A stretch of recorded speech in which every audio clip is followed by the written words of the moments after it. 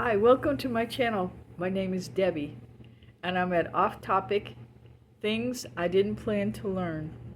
Thank you for stopping by. Um, I'm at the part where I'm in Costa Rica right now. I'm in Costa Rica, and I've just arrived a couple days ago. I spent some time first in Cartago with my friends, traveling around, learning about the food, getting a phone, um, finding out some information about the money, and a little bit of customs, local customs and things. And then I went to Gracia. I had researched Gracia online with my granddaughters, and it was a town in the mountains, and it was a place that was safe, and it was close to the airport. It was within less than an hour to the airport. It had lots of buses. It had 5 mountain ridges with different temperatures and different microclimates.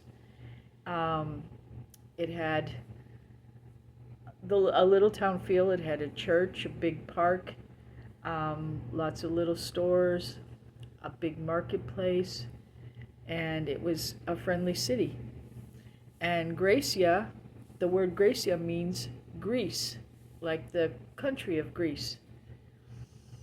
And so that's where I decided that I wanted to live. So I was in Gracia, and I was staying at a little hotel. It was mostly for expats. And expats are people that are moving from another country. Actually, immigrants from another country.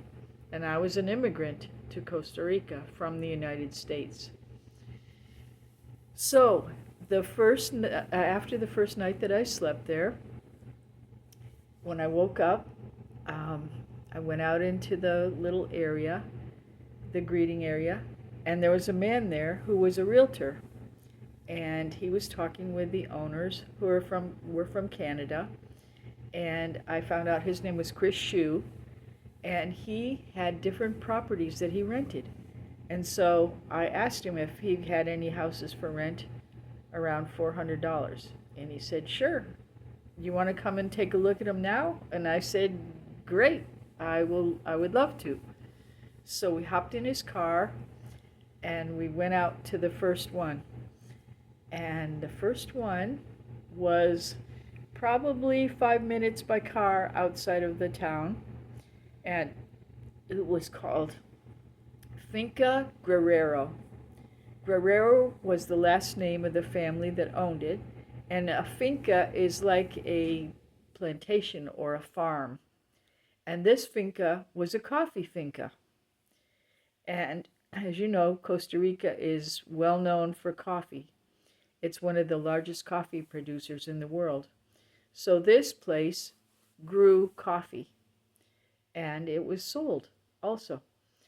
So I went to the first place, and as you got to it, there was a big, giant gate. It was, I don't know how tall, 20 feet tall, made out of metal, and it opened up, and we went inside, and we went down a little hill, and then the owner's house was on the left-hand side, and on the right-hand side, there were 4 little cabins. They were all next to each other, and they were all facing out into the coffee plantation. They were separated by not very much distance, maybe enough room for a car. So there was like a little carport between them, and there was a little washing machine, a Tico style washing machine. Tico is the name for Costa Rican people. Tica is a Costa Rican woman, and Tico is a Costa Rican man. But if you're talking about Costa Ricans in general, you can just use the word Ticos. So anyway, I'll get to that later on. But so there were the 4 different little cabins, and Unfortunately, the cabins were either occupied or the one that was vacant was locked and we couldn't get inside of it. So I couldn't see it. And the curtains were pulled, so I couldn't see what was inside of it. But as I looked out onto the coffee plantation, it looked really tranquil and tropical. There were gobs and gobs of fruit trees all over. There were mangoes, papayas, tangerines, jackfruit, star fruit, you name it. There was every kind of fruit tree that you can imagine there, and the owners allowed you to pick as much fruit as you wanted if you lived there. Um, the cabin was the utilities were included with the cabin, water, electric, trash, and also there was internet. And Chris checked out the internet to see how good it was to make sure that it would work, and he said it was fine. Um, so we walked around a little bit around the property, and there was a swimming pool there. It wasn't in the perfect condition, but it was a pretty big swimming pool, and the people that lived there were able to use it along with the owners. They shared it. Um, let's see, there was a little stream that went by, um, and it was really pretty. So then Chris said, "Okay, let's go check out the next one." So we went to the next one. It was a little distance away, and there were 6 cabins, and 3 were facing on one side and 3 on the other side. So they looked into each other, and they were a distance away though. This place was also $400 a month, including utilities, and I believe there was a person that cleaned your house 1 day a week. I do not remember if there was a swimming pool, but I remember there was a big barbecue area where you could barbecue. Um, the thing about this place was I didn't really like the fact that people were they could look across and see you coming and going. I didn't really like that aspect of it. But it was very nice. It was very well kept, and it looked like it was a good place to live. Very safe also. But I told Chris that I really liked the first one. That one was the one I liked because it was very tropical, and that's what I was going for. So he said, okay. So we went back. We told the owner that I was wanting to move in, and the owner said that would be great. So I got the key, and I went back and opened it up and took a look. And inside it had, it kind of looked like it was the 1950s inside there. The furniture was all very rustic from the 1950s, and everything inside there, the stove, the refrigerator, um, the sink, everything was like the 50s. The bed, um, there was it was just a living room, kitchen combination, and then there was a bedroom, and there was a little separator for the bedroom. There was like a little curtain that went across. And in the bathroom, there was a hot water heater in the shower, so you did get hot water in there. A lot of the houses in Costa Rica do not have hot water at all, so that was a good thing. There's no hot water in the kitchens usually, even if you have hot water in the bathroom in the shower. So there was no hot water in the kitchen, but in the shower there was. Um, let's see what else. Um, Basically that was it, and then they showed me the washing machine that I could use. It was a Tico style washing machine where you put the clothes into the washer, and you had to hook up the hose to it and then fill it up with water. And then when it was finished, you had to put all the clothes into the other side of it on the right hand side, which was an agitator. And then you had to also put the hose into that and let it go through that and let it agitate the clothes and rinse them off. And then it would twirl around and get rid of the water. Um, that was a different type of washing machine, but that was what they had there. I wasn't going to be having a car, so I didn't have to worry about the carport, and I didn't have any pets at the time, so there was no discussion about that. So it was for $400 a month, including all utilities. So I didn't have my money because Oscar still had my money, so I asked the owner if I could pay him as soon as Oscar brought my suitcases and my money to me, and he said yes.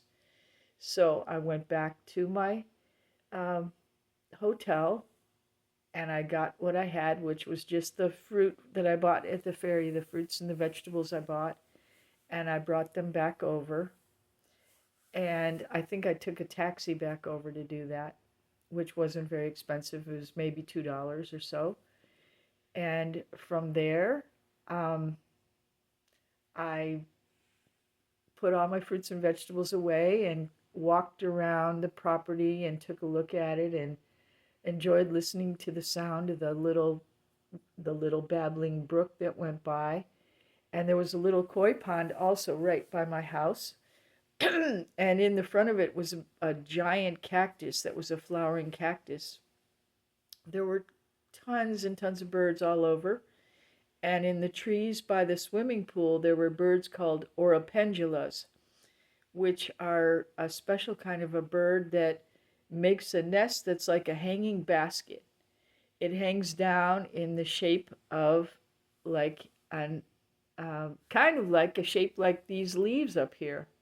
It's kind of a shape like this, and the bird makes builds this nest just from pieces of grass and stuff that it finds, and then the egg is in the bottom of the nest, and it's in a palm tree usually, and the nests sway in the wind and rock the baby in the egg.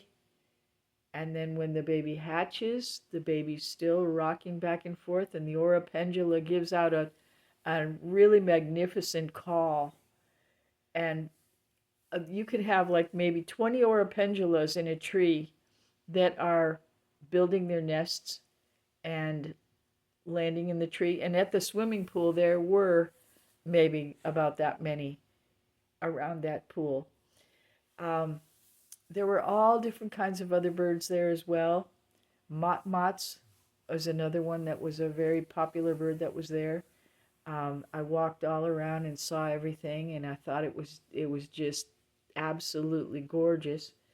And then I got a beeper thing for the fence so that I could open it up, so I could go in and out through the side door, or if a car was coming in, a taxi was coming in with me, then I could open it, and the taxi could come through the gate. Um, After that, I found out there was a grocery store about 3 blocks from there. Excuse me. And I had to walk down a steep hill and walk over to the grocery store. But it was a pretty large one, and it had a lot of really good specials and things at it.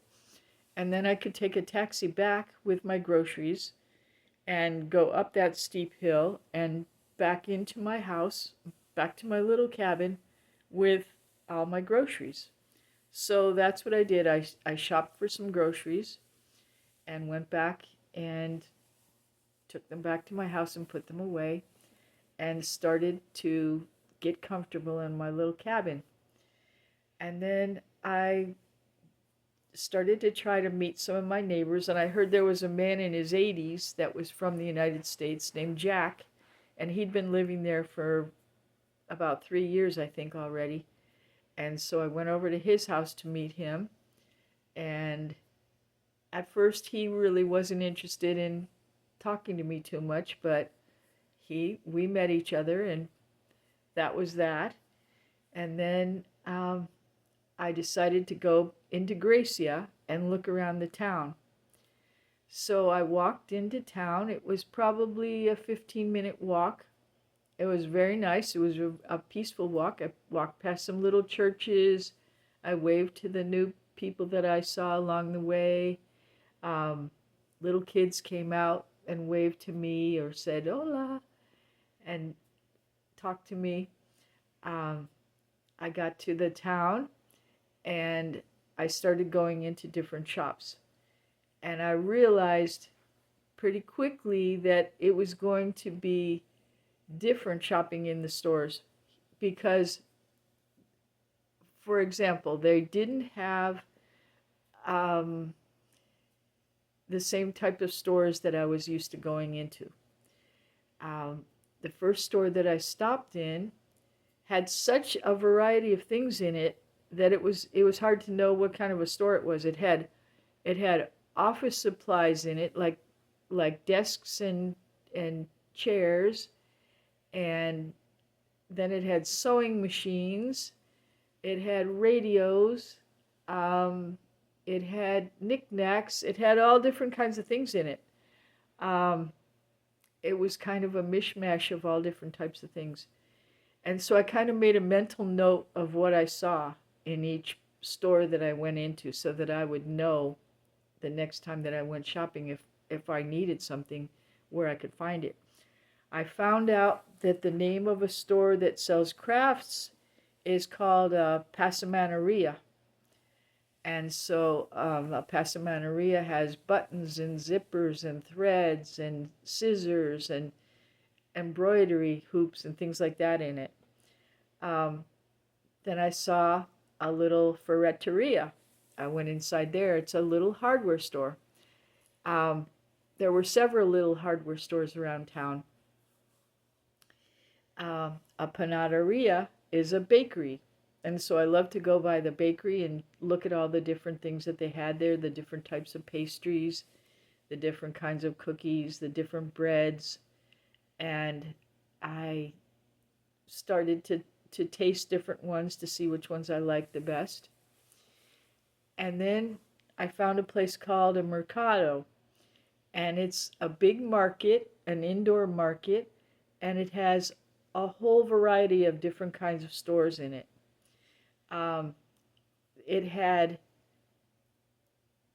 carnicerias, which are butcher shops. It had a lot of carnicerias, and you would actually see a big hunk of meat coming off the street, like a big side of a pig or a big side of a beef being brought into the carniceria and hung on the hooks.